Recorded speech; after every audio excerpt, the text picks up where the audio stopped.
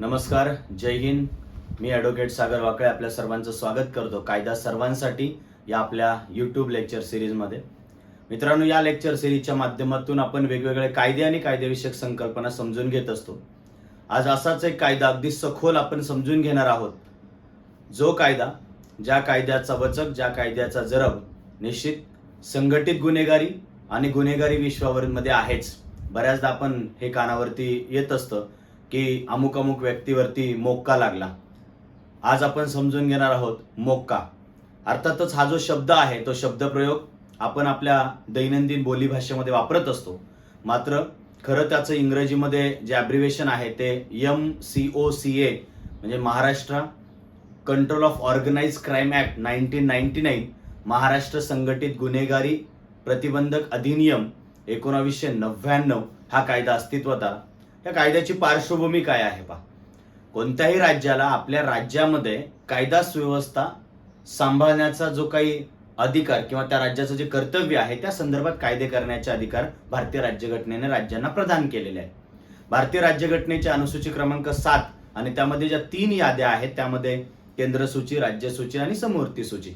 त्यामध्ये राज्य सूचीमध्ये एंट्री नंबर 1 आणि 2 मध्ये पब्लिक ऑर्डर आणि पोलीस हे विषय समाविष्ट केलेले आहेत आणि या संदर्भामध्ये कायदे करण्याचे अधिकार राज्यांना प्राप्त होतात. आणि याच तरतुदींचा वापर करून महाराष्ट्र राज्य शासनाने 1999 ला हा कायदा अस्तित्वात आणला.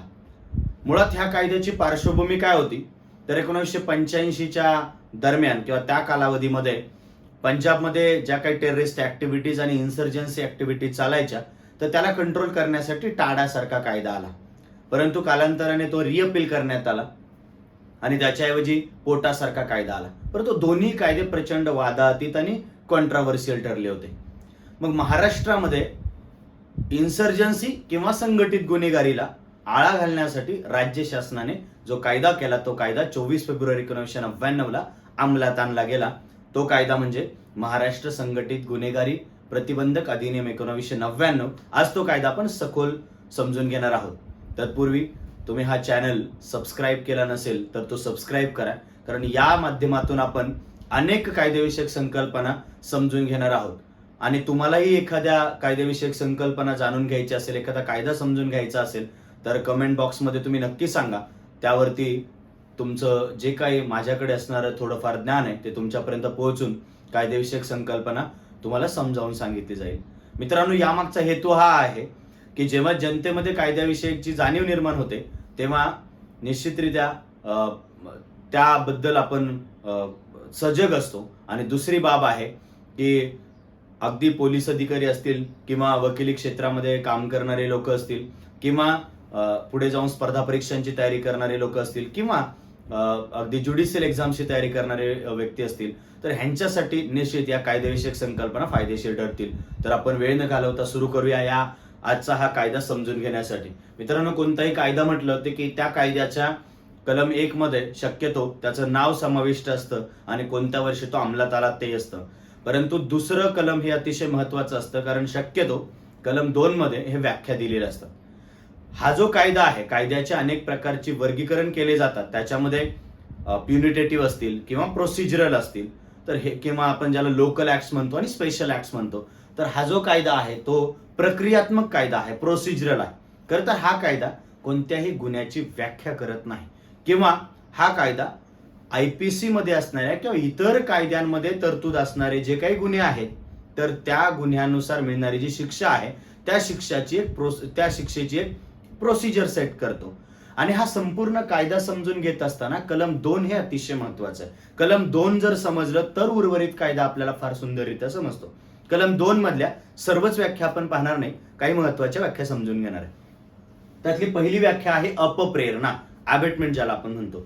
अपप्रेरणा याचा अर्थ काय तर खाली नमूद केलेल्या ज्या व्याख्या आहेत त्यामध्ये संघटित गुन्हेगारी असेल किंवा संघटित गुन्हेगारी संघटना असेल तर त्या संघटित गुन्हेगारीला कोणत्याही प्रकारचं सहाय्य, मग व्याकरण दृष्ट्या तडजोड करून कोणतेही शब्दप्रयोग आपण वापरले तरी, तर कोणत्याही प्रकारे संघटित गुन्हेगारीला जर कोणी सहाय्य करत असेल तर त्या संघटित गुन्हेगारीला जणू काही त्याने अपप्रेरणा केलेली आहे किंवा अबेट केलेला आहे तर असं समजलं जाईल. मग त्यामध्ये त्या संघटित गुन्हेगारीच्या दृष्टीने एखादा संदेश पोहोचवणं असेल किंवा आर्थिक मदत करणं असेल, तर अशा कोणत्याही प्रकारचं जर कृत्य हे केलं तर ते अपप्रेरणा या व्याख्येमध्ये नमूद केलं जाईल. कारण तिथे एक शब्द वापरलेला आहे, तो म्हणजे व्याकरण दृष्ट्या सगळ्या प्रकारचा विचार करू. दुसरं आहे कलम 2C मध्ये सक्षम प्राधिकारी. कलम 13 मध्ये दिलेला जो काही सक्षम प्राधिकारी आहे, तो सक्षम प्राधिकारी म्हणजे कोण, तर आपण पुढे जाऊन त्याचाही अर्थ समजून घेणार आहोत. पुढे आहे चालू ठेवलेलं बेकायदेशीर कृत्य.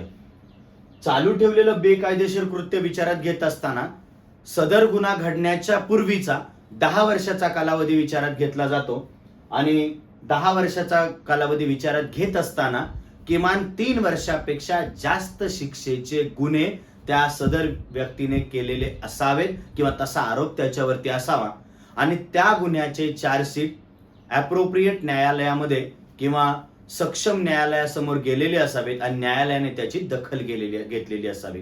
त्यामुळे आपण परत एकदा ती गोष्ट समजून घेऊया.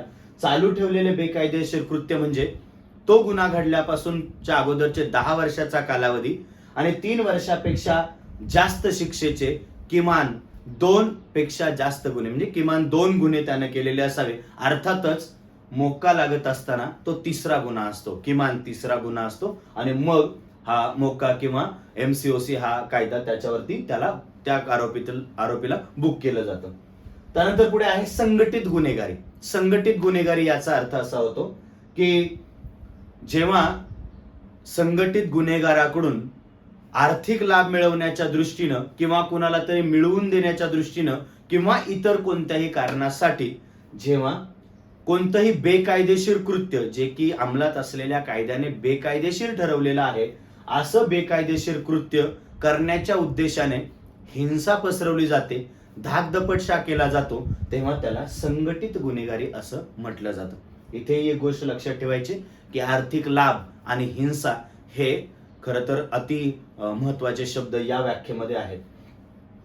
पुढे आहेत संघटित गुन्हेगारी संघटना कशाला म्हणायचं.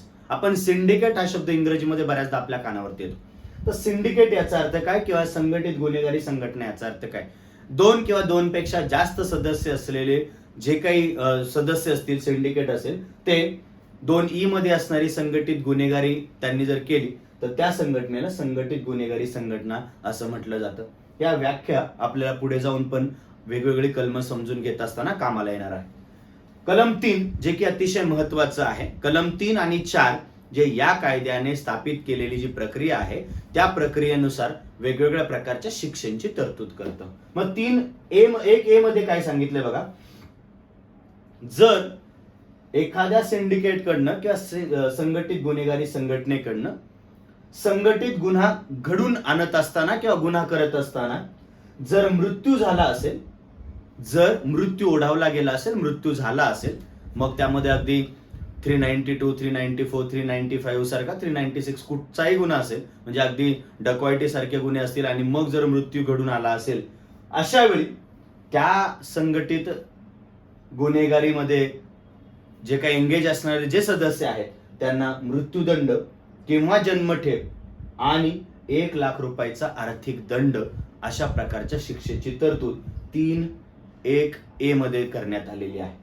मग 3(1)B काय सांगतो की मृत्यूच्या व्यतिरिक्त इतर कोणताही गुन्हा केला म्हणजेच मृत्यू ओढवण्याच्या पलीकडे, मग त्यामध्ये दुखापत असेल, जीवे मारण्याचा प्रयत्न असेल किंवा डकवायटी असेल किंवा कुठचाही गुन्हा केला 3 वर्षापेक्षा जास्त शिक्षा असलेला, तर अशा वेळी त्या संघटित गुन्हेगारी करणाऱ्या सदस्यांना 5 वर्ष हे कमीत कमी ते जन्मठेपेपर्यंतची शिक्षा आणि 5 लाख रुपयाचा आर्थिक दंड याची तरतूद कलम 3 मध्ये करण्यात आलेली आहे. कलम 3(2) मध्ये काय सांगितलंय की जर कुणी संघटित गुन्हेगारी करण्याच्या कटामध्ये सहभागी झालेलं असेल किंवा कट करण्याचा भाग असेल तर अशा वेळी त्याही व्यक्तीला 5 वर्ष ते जन्मठेप आणि 5 लाख रुपयापर्यंतचा दंड यामध्ये आहे. तुम्ही जर पाहिलं तर कलम 3(1)A मध्ये आर्थिक दंड हा 1 लाख रुपये, उर्वरित प्रत्येक ठिकाणी तो तुम्हाला 5 लाख रुपये पाहायला मिळतो. त्यानंतर कलम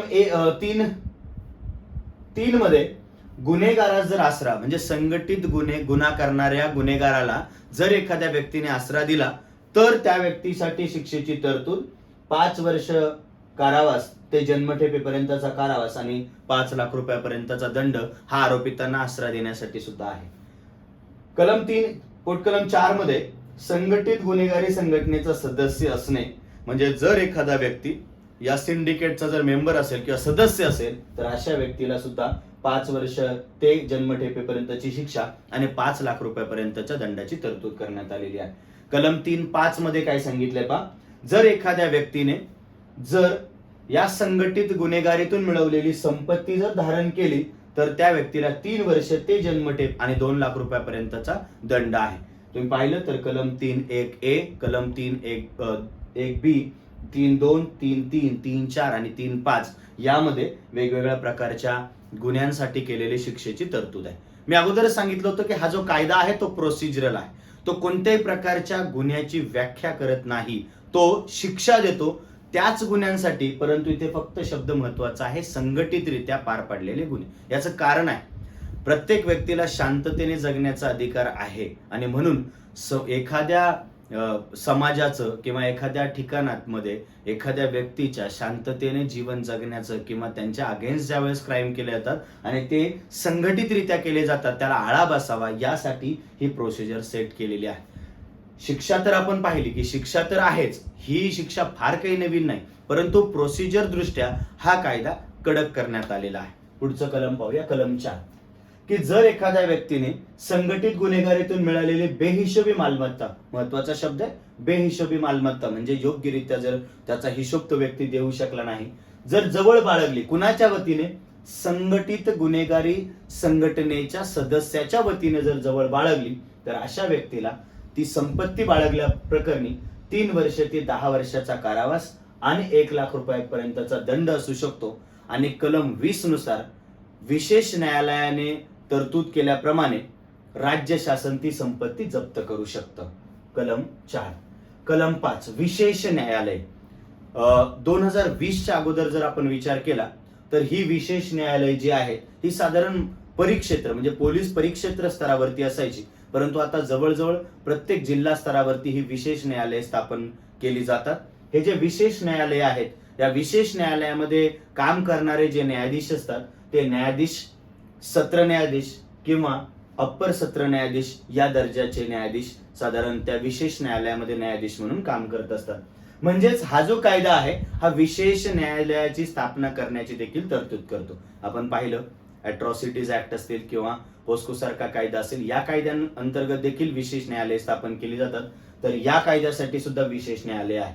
परंतु या अगोदर ही विशेष न्यायालय ही परिक्षेत्र स्तरावरती होती, आता ती अलीकडे ही जिल्हा स्तरावरती देखील स्थापन केली गेलेली आहे. त्यामुळे बऱ्याचदा जे तपास अधिकारी असतात किंवा या कायद्याची अंमलबजावणी करणारे जे अधिकारी असतात तर त्यांना बऱ्याचदा जो प्रवास असतो किंवा इतरही बाबी असतात, साक्षीदारांना ने-आण करणं, त्यांच्या सुरक्षेची जबाबदारी, या सगळ्या गोष्टीमध्ये अडचणी यायच्या, त्या आता काहीशा प्रमाणात कमी झालेल्या आहे.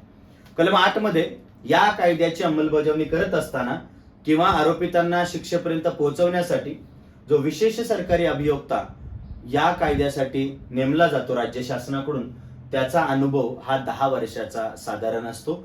न्यायालयीन प्रक्रियेमध्ये त्याचा 10 वर्षाचा किंवा 10 वर्षापेक्षा जास्त अनुभव हा त्याचा असला पाहिजे, तेव्हा तो या MCOC कायद्याअंतर्गत स्पेशल पब्लिक प्रॉसिक्युटर म्हणून अपॉइंट केला जातो.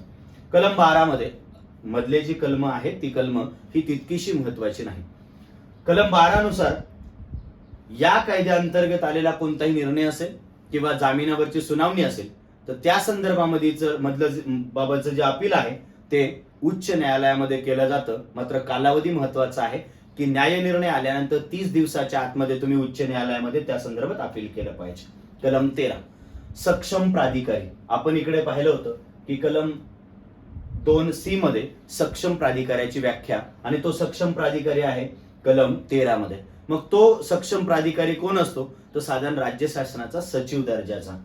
मग गृह विभागातील साधारण सचिव जो आहे तो सचिव सक्षम प्राधिकारी म्हणून काम करतो. तर इथे थोडीशी गोष्ट समजून घ्यायची की या गुन्ह्याचा तपास करत असताना आपण पाहिलं तर फार कमी कायदे आहेत की जे कायदे एखाद्या गुन्हेगाराचा फोन टॅपिंग किंवा मेसेज टॅपिंगची परवानगी देतात. कारण भारतीय राज्यघटनेचा भाग 3 मध्ये असणारी कलम 19 आणि कलम 21 ज्यामध्ये विचार अभिव्यक्ती स्वातंत्र्य आहे आणि जीविताचं स्वातंत्र्य आहे, त्यानुसार राईट अगेन्स्ट टॅपिंग म्हणजे तुमचं जो फोनवरचं संभाषण आहे ते टॅप न करण्याचा अधिकार हा फंडामेंटल राईट आहे.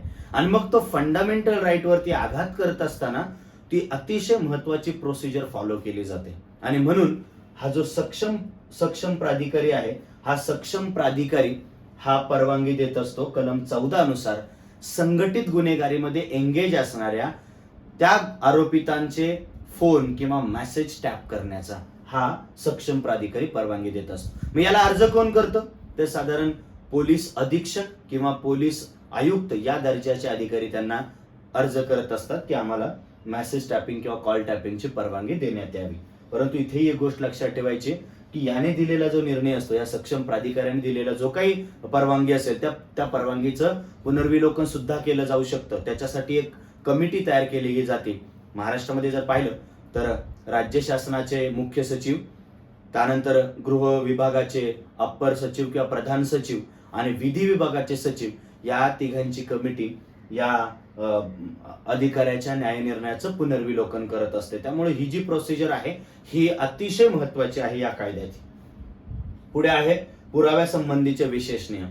या कायद्यामध्ये आरोपितांना शिक्षेपर्यंत पोहोचवण्यासाठी त्याचा पूर्व इतिहास विचारात घेत असताना त्याला या अगोदर सीआरपीसीच्या चॅप्टर 8 नुसार असणाऱ्या ज्या चॅप्टर केसेस आपण ज्याला म्हणतो त्यानुसार सेक्शन 107 आणि 110 नुसार काही बंधपत्र करून घेतले होते का, तर त्या बंधपत्रांचा विचार देखील न्यायालय या कायद्याच्या अंमलबजावणीमध्ये करत असतं.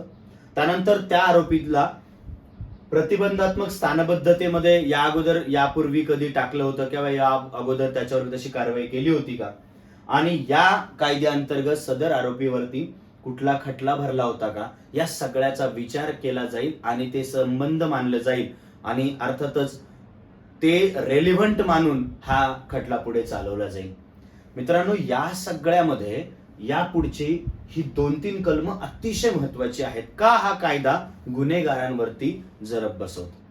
बऱ्याचदा आपण पाहतो की एखादा गुन्हा केल्यानंतर लगेचच जामिनाची प्रोसेस आणि त्या सगळ्या दृष्टीने विचार करण्यास सुरुवात होत असते.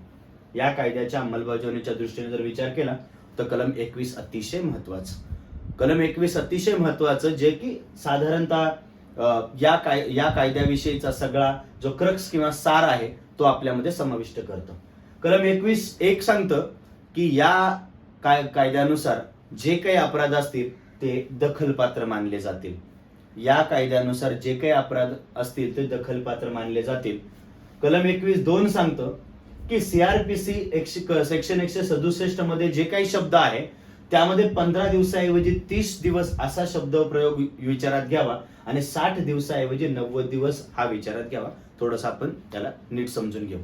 कलम 167 मध्ये काय सांगितलंय तर कलम 167 मध्ये पोलीस कोठडी आणि न्यायालयीन कोठडीचे जे काही कालावधी आहे ते नमूद करण्यात आलेले आहेत. लक्षात घ्या की जेव्हा एखादा तपास 24 तासामध्ये पूर्ण होत नाही अशा वेळी सक्षम न्यायालयाच्या परवानगीने पोलीस पुढील तपास करण्यासाठी आरोपींचा ताबा मागत असतात आणि ही पोलीस कोठडी कोणत्याही गुन्ह्यांच्या बाबतीमध्ये कलम 167 सीआरपीसी नुसार ही 15 दिवसाची असू शकते.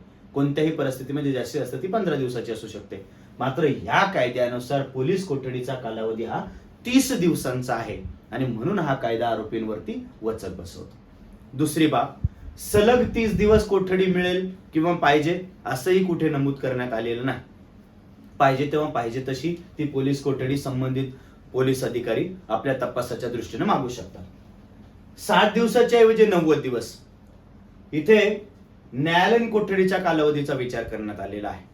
यामध्ये तिथे साधारण मृत्यूदंड आणि जन्मठेपेचे किंवा 10 वर्षापेक्षा जास्त शिक्षेचे गुन्हे वगळता इतर गुन्ह्याच्या बाबतीमध्ये जे 60 दिवसांचा कालावधी आहे तो 60 दिवसांच्या ऐवजी 90 दिवस असा विचारात घ्यावा. परंतु इथे एक गोष्ट लक्षात घ्या की ही जी बाब आहे ही बाब आपल्याला समजून घेतली पाहिजे की 90 दिवसापेक्षा सुद्धा तो कालावधी वाढवला जाऊ शकतो. मग जो तपास अधिकारी आहे तो तपास अधिकारी साधारण आपला जो स्पेशल पब्लिक प्रॉसिक्युटर आहे त्याच्या मार्फत न्यायालयाला अर्ज करून तो कालावधी 180 दिवसांपर्यंत तो कालावधी वाढवला जाऊ शकतो. यामध्ये आणखी एक गोष्ट लक्षात घेणं गरजेचं आहे की पोलिसांना किंवा पोलीस अधिकाऱ्यांना चार्जशीट दाखल करण्यासाठीचा जो कालावधी आहे तो या कायद्याने देखील वाढवून देण्यात आलेला आहे. तो सक्षम न्यायालयाला किंवा विशेष न्यायालयाला अर्ज करून हा तब्बल 6 महिन्यांपर्यंतचा कालावधी मिळू शकतो. त्यामुळे ही जी प्रोसिजर आहे किंवा हा जो कायदा आहे तो प्रोसिजर दृष्ट्या किती महत्वाचा आहे ते तुम्ही समजू शकता.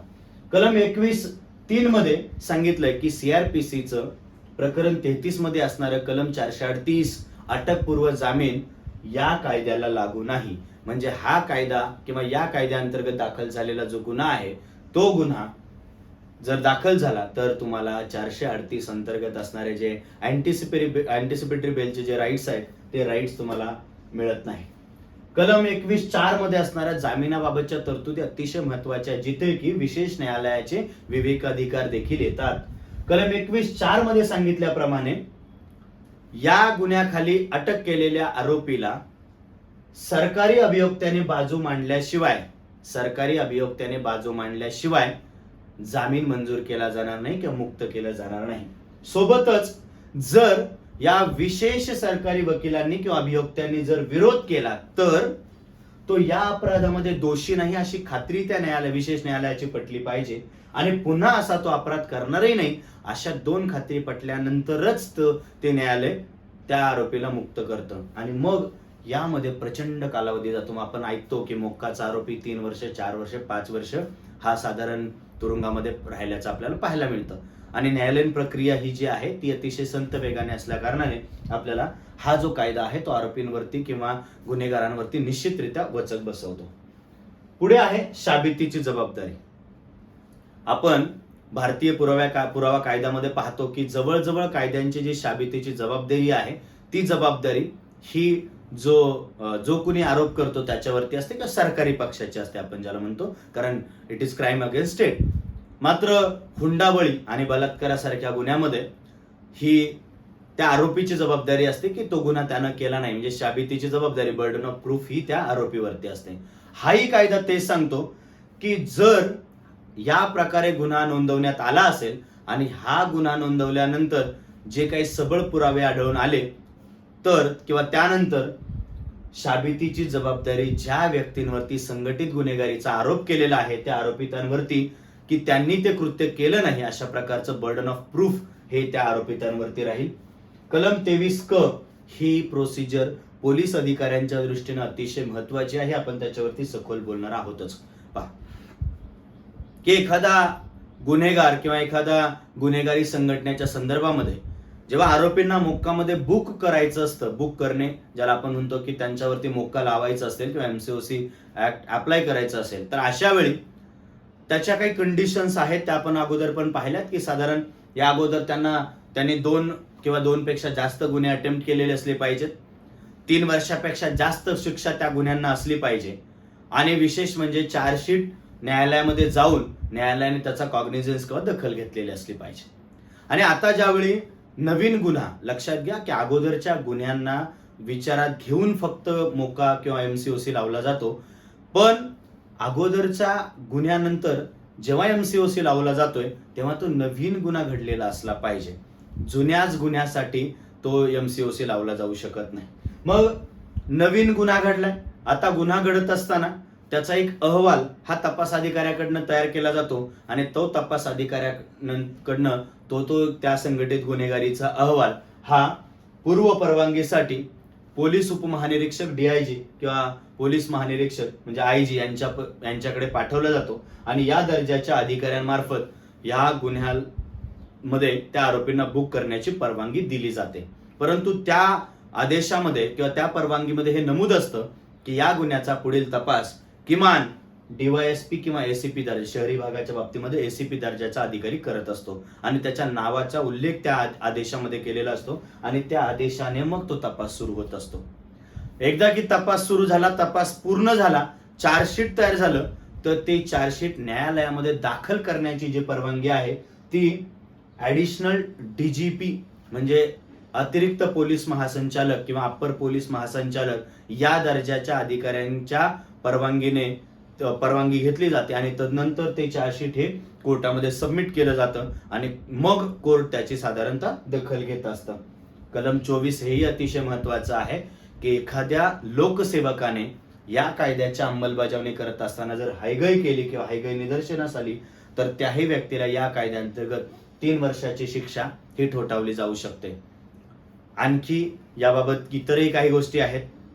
MCOC कायद्यासंदर्भात काही स्पेशल रूल्स बनवण्याचे अधिकार हे उच्च न्यायालयाला देण्यात आलेले आहेत. मित्रांनो, हा कायदा आज जे काही कायदे अस्तित्वात आहे, स्पेशल ऍक्ट्स, त्यामध्ये हा कायदा निश्चित अगदी प्राधान्याने याचं नाव सर्वसामान्य लोकांच्या तोंडावरती आपल्याला पाहायला मिळतं आणि हा कायदा जो जरब बसवतो तो या पद्धतीने बसवतो. मित्रांनो, लेक्चर आवडलं असेल तर आपल्या आसपास जेही कायद्याचे अभ्यासक असतील त्यांच्यापर्यंत पोहोचवण्याचा प्रयत्न करा. आणखी काही सुधारणा हवी असतील तर तुमच्या सूचनांचं नक्की स्वागत आहे. आणि तुम्हाला आणखी एखाद्या विषयावरती जर कायदेविषयक संकल्पना किंवा कायदा समजून घ्यायचा असेल तर कमेंट बॉक्समध्ये नक्की सांगा. पुन्हा भेटूया आपण नवीन कायदा आणि नवीन कायदेविषयक संकल्पनांसह. तोपर्यंत धन्यवाद.